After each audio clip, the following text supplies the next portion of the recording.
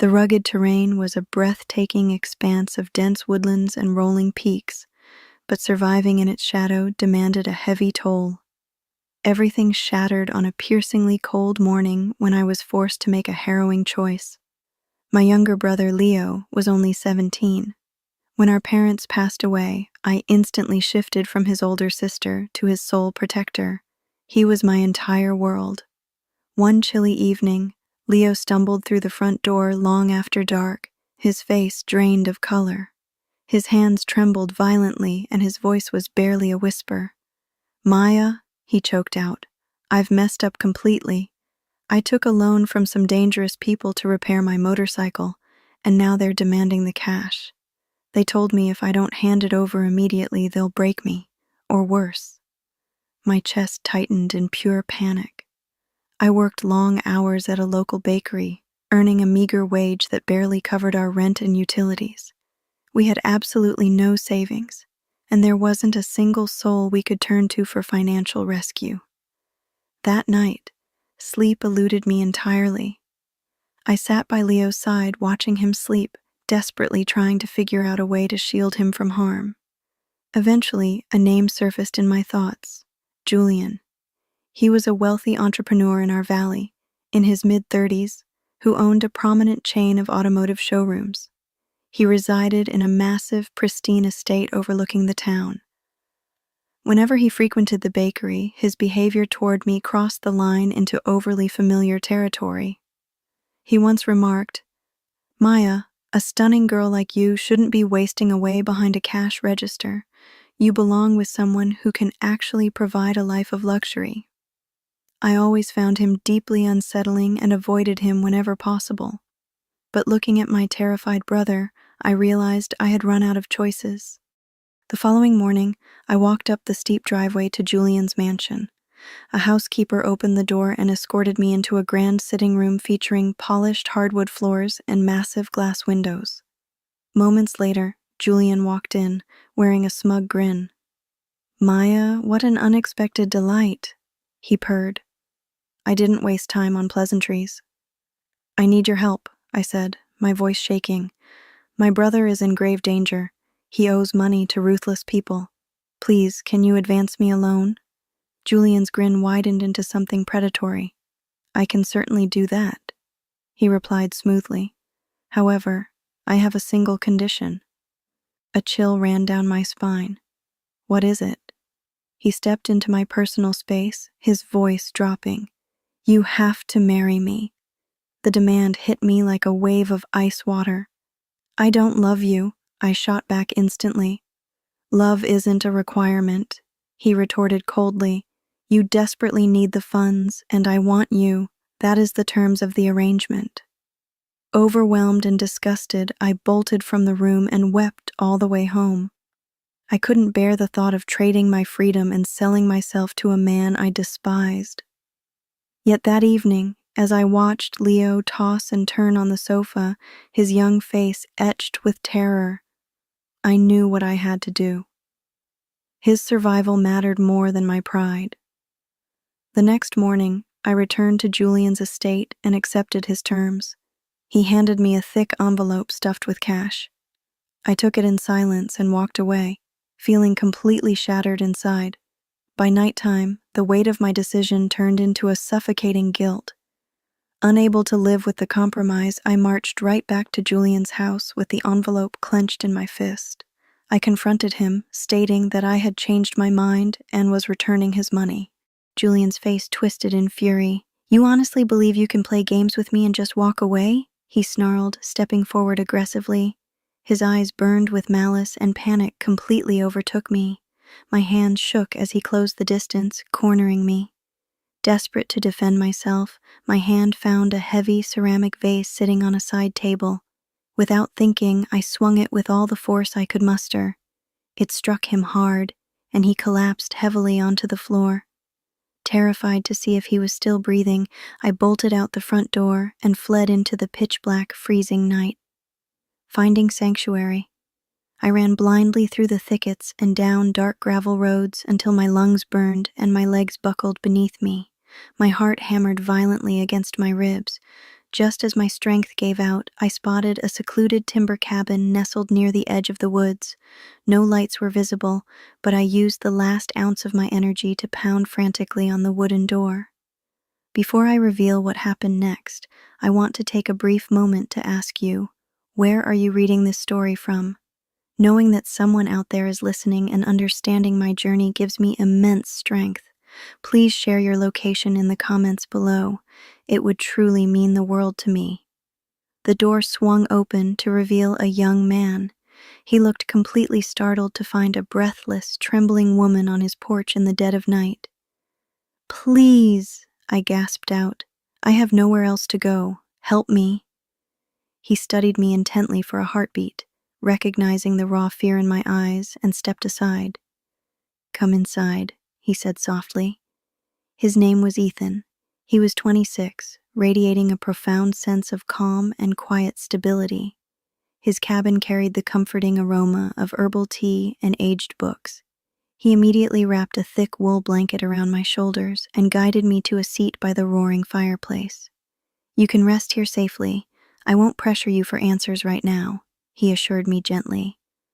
I couldn't form words. I simply sat by the flames, shivering from exhaustion, but feeling an overwhelming wave of security for the first time in days. I ended up staying at Ethan's cabin for 3 consecutive days. He provided me with warm clothes, nourishing food, and the gift of undisturbed space. On the second afternoon, the dam broke, and I confessed everything. The threat to Leo, Julian's sickening ultimatum, and the desperate blow I had struck before fleeing. Ethan listened in absolute silence. He didn't react with anger, nor did he judge me as a criminal. Instead, he looked at me kindly and said, "You did what was necessary to protect the person you love. Life rarely hands us clean, easy choices." His words brought a deep, healing warmth to my chest. It was a sensation I hadn't experienced in years. There was a unique comfort in Ethan's presence. His steady voice, his gentle eyes, and the quiet rhythm of his daily life brought me a profound sense of peace. Even so, I knew I couldn't hide out in his cabin indefinitely. On the 3rd morning, I packed my small bag and turned to him. "Thank you for everything, Ethan. I will carry your kindness with me forever." As I walked down his path, I glanced back one last time. He was framed in the doorway, quietly watching me depart. I turned back and continued down the shaded forest trail, but a strange ache settled in my chest. I couldn't banish him from my thoughts, his expression, his calm demeanor, his comforting words. I tried to convince myself it was merely intense gratitude, but deep down I knew it was something more profound. Why was this quiet stranger suddenly occupying my entire mind? After leaving the cabin, I walked aimlessly for hours through the towering trees of the valley. The crisp mountain air bit at my cheeks.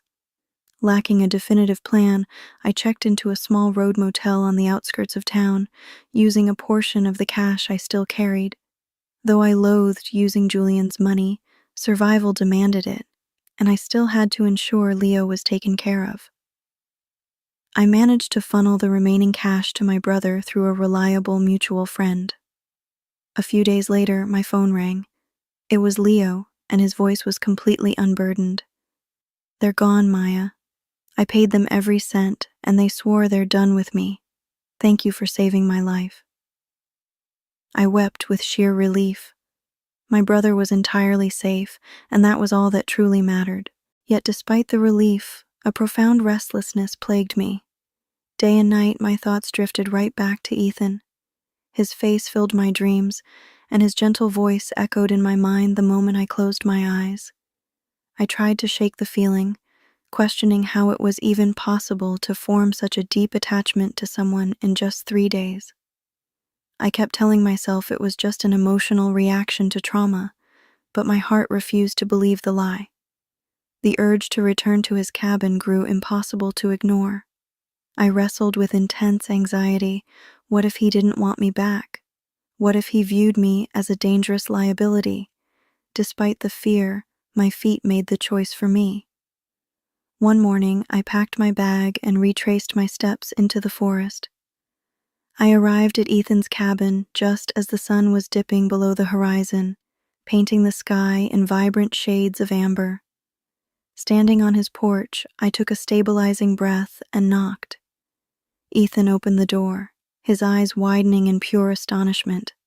"Maya, you came back." "I did," I replied softly. "I came to properly thank you and to tell you something." He welcomed me inside, and we sat at the exact same table where we had shared tea days prior. Though the room was warm, my nerves were firing. I looked directly into his eyes and spoke from the heart. "You shielded me when I was completely broken. You listened without an ounce of judgment. Ever since I walked away, I haven't been able to stop thinking about you. I think I've fallen in love with you." Ethan remained entirely still for a long, agonizing moment. My stomach plummeted. I instantly feared I had ruined the one safe connection I had left. But then, a soft, beautiful smile broke across his face. "I've been thinking about you constantly too," he confessed. "I've missed you every single day since you walked out that door. I didn't know if I'd ever see you again, but I kept hoping." His confession washed over me like bright sunlight piercing through a heavy storm. I smiled through a sudden rush of happy tears. "You truly feel the same way?" "With all my heart," he answered. We didn't need any more words. We simply sat together in a profound shared happiness.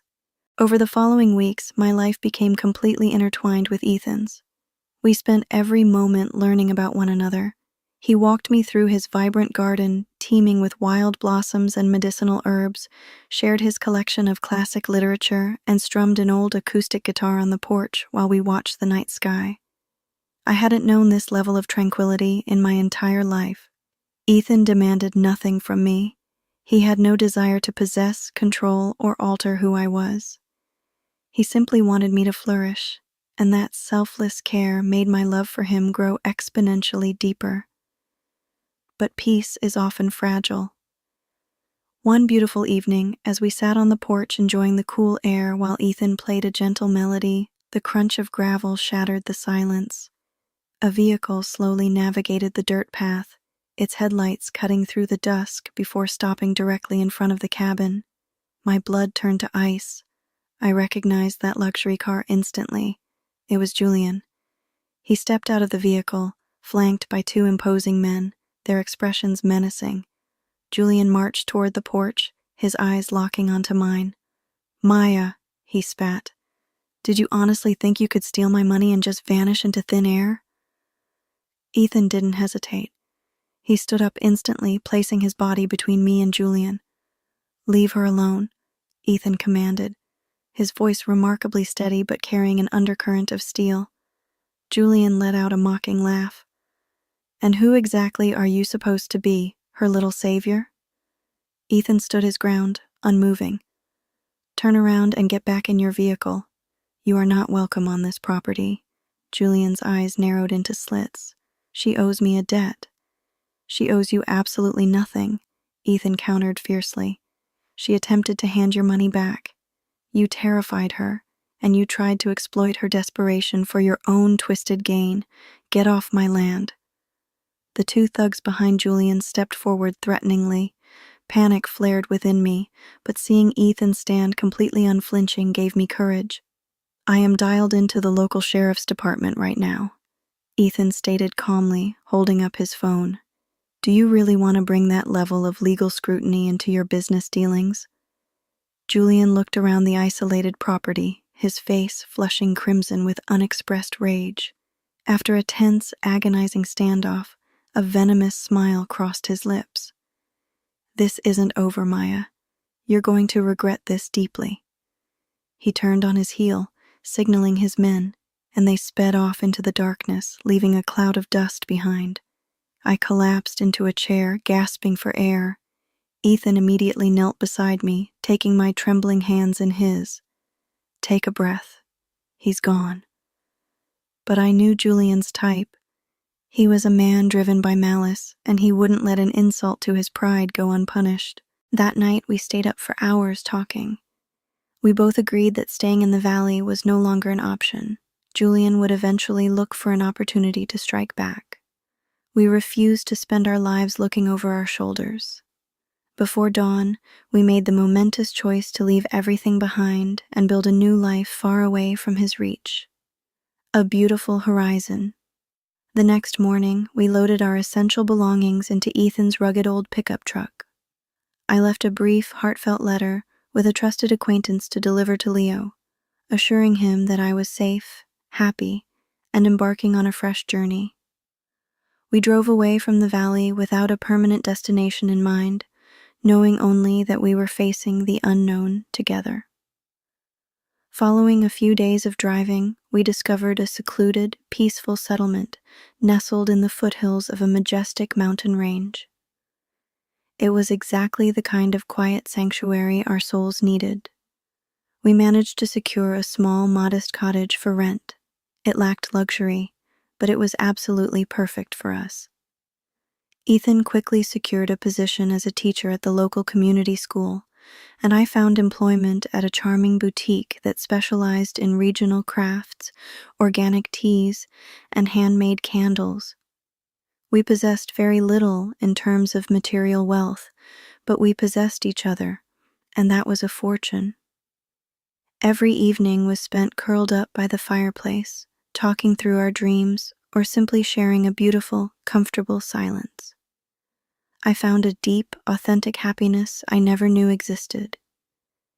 Yet a tiny part of me still carried the scars of the past, occasionally wondering if Julian would ever track us down. But whenever the anxiety crept in, a comforting realization washed over me. I was no longer fighting the world alone. Life in the mountain community settled into a beautiful, predictable rhythm.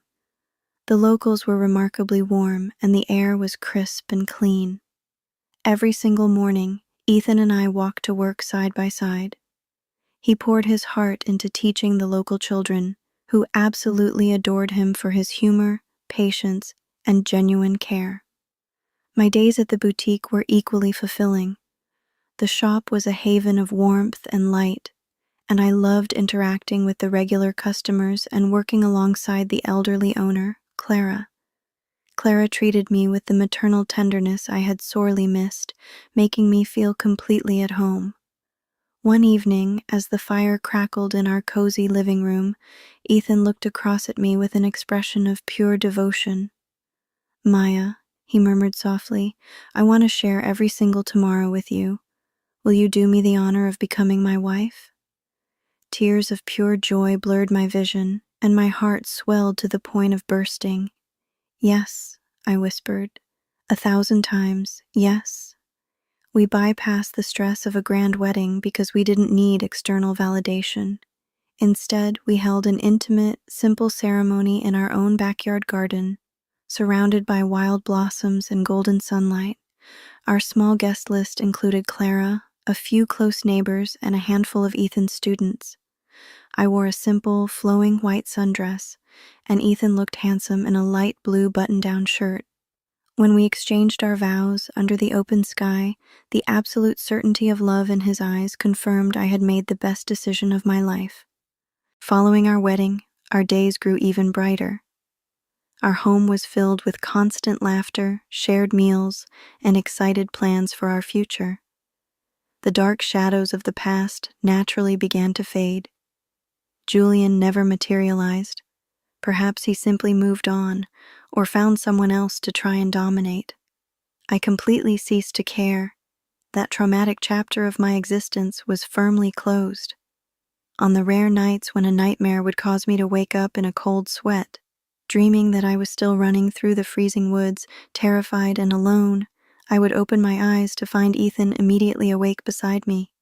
He would gently pull me against his chest, holding my hand tightly, and whisper, "You're completely safe now, Maya.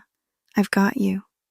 And I believed him with every fiber of my being because he had never once broken my trust. He never sought to possess or control me. He simply loved me for exactly who I was. One sunny afternoon, As I sat in our garden, watching the honeybees drift lazily between the flowers, I reflected on the incredible distance I had traveled. I thought about the broken girl I used to be, the one trapped by circumstance, paralyzed by fear, and stripped of options. Now, I was a cherished wife, I was profoundly loved, and I possessed a deep, unshakable peace. Leo was thriving too. We spoke regularly on the phone, and he had secured a steady job at a mechanical garage in a neighboring province. He frequently told me how proud he was of my strength, and I made sure he knew how incredibly proud I was of his growth. I had certainly made severe missteps in my journey. I had taken money under duress, and I had used violence to defend my safety. Yet those exact fractured moments were the very steps that guided me directly to this beautiful life. Without that terrifying path, my world would have never crossed with Ethan's. I would have lived my entire life without ever uncovering what authentic love actually looks like. True love is not about dominion or control. It is not rooted in fear or leverage. Love is a profound calm. Love is unconditional kindness. Love is Ethan. A few evenings ago, Ethan returned home from the schoolhouse carrying a neatly wrapped parcel. He handed it to me with a brilliant smile. "Open it," he urged. Inside was a simple, elegant wooden frame holding a photograph of us, standing hand in hand in our sunlit garden, our modest cottage smiling in the background. Beneath the photo, he had carefully inscribed a single phrase: "Home is not a place, it is a person." I embraced him tightly, tears of gratitude wetting his shoulder. I realized I required absolutely nothing else from this world, not immense wealth, not an imposing mansion, nor luxury items. I simply needed this incredible man, this profound bond, and this beautifully uncomplicated life.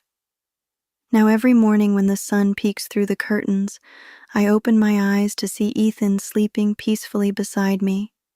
I listen to the birds singing in the mountain air, smell the fresh tea he has quietly stepped up to brew, and a deep wave of thankfulness washes over me. Not because our lives are flawless, they aren't, but because our world is entirely built on love, and that will always be more than enough.